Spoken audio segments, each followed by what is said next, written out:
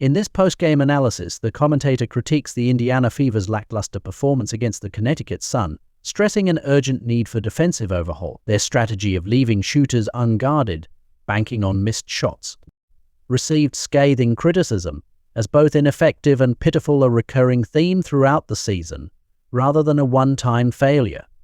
Despite brief moments of brilliance, like Caitlin Clark sinking 2 critical three-pointers to narrow the gap to 6 points, the team's overall defense was inadequate. Clark, typically a standout, had an off night, relying too heavily on long-range shots instead of driving to the basket or facilitating plays. While her eye injury was acknowledged, the commentator argued that attempting deep threes under such circumstances was ill-advised. She should have adapted her game to maximize her impact.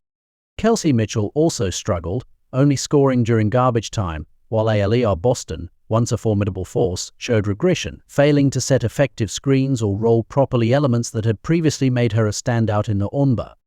The commentator highlighted a contentious moment when Clark appeared to strike Dee Carrington with an intentional backhand, a situation that could have warranted ejection. Thankfully for Clark, the referees opted against escalating it to a flagrant foul, though the commentator noted she was fortunate not to face harsher judgment.